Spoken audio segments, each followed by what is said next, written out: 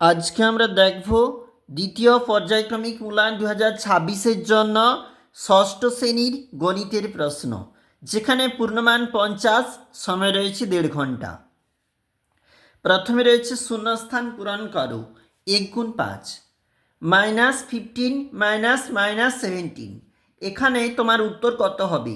তাহলে হবে +2। 121-এর বর্গমূল কত হবে? উত্তর হবে 11। বৃত্তের ব্যাসই হল বৃত্তের জ্যা। যে চতুর্ভুজের বিপরীত বাহুগুলি পরস্পর সমান্তরাল তাদেরকে কি বলা হবে? তাদেরকে বলা হবে সামান্তরিক। ফাঁকা ঘরে ঠিকমতো গ্রেটার দেন লেস দেন চিহ্ন বসাতে কিন্তু তোমাকে হবে। কি বলেছে দেখো, যেখানে আমাদের বাম পাশের যে উত্তর সেটা কিন্তু +5 হয়, বাম পাশের উত্তরও ডান দিকের যে উত্তর সেটাও কিন্তু +5 হয়। সুতরাং আমরা দেব সমান। নিম্নলিখিত প্রশ্নগুলির উত্তর দাও। কি বলেছে? 8 নাম্বার, সরল করো। ওখানে বলেছে আমাদের এই যে অংশটুকু এটা সরল করতে হবে। উৎপাদকের সাহায্যে বর্গমূল কেমনটা বলেছে দেখো, আমাদের উত্তর যেখানে 24 হবে। লসাগু নির্ণয় করতে তোমাকে বলেছে, সংখ্যা দিয়েছি, নিচে একটা ছবি রয়েছে, তার পরিসীমা কিন্তু তোমাকে নির্ণয় করতে হবে। রয়েছে কিন্তু দেখো এই যে চিত্র। আবারও পরের পেজ, এখানে বলেছে যেখানে নিম্নলিখিত প্রশ্নগুলির উত্তর দাও 3 গুণ 4। একটা প্রশ্ন 3 নাম্বার করে কিন্তু রয়েছে। দেখো কি বলেছে, তাহলে সংখ্যারেখার সাহায্যে যোগফল নির্ণয় করো। পাড়ার সুকান্ত স্মৃতি গ্রন্থাগারের সদস্যদের মধ্যে সদস্য সংখ্যার সমান সংখ্যক টাকা চাঁদা দেওয়ায় মোট 729 টাকা চাঁদা উঠেছে। তাহলে ওখানে সদস্য কতজন রয়েছে দেখবে তোমরা। চাঁদার সাহায্যে 50 ডিগ্রি মানের একটি কোণ অঙ্কন করো, উহার নামকরণ করো। কোনটি কি ধরনের কোণ? 50 ডিগ্রি মানেই তো সূক্ষ্ম কোণ, 90 চাইতে ছোট।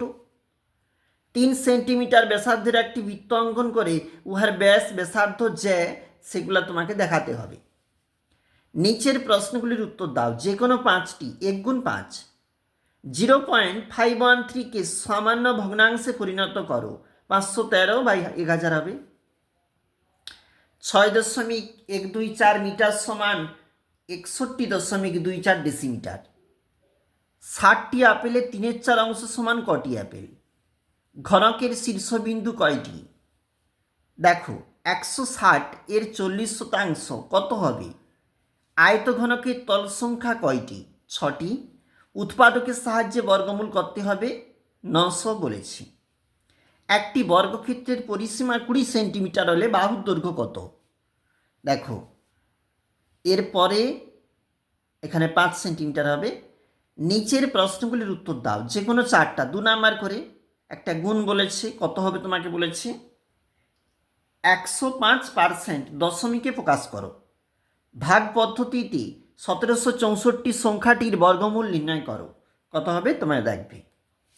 আবারও প্রশ্ন, এটা হচ্ছে পরের পেজ।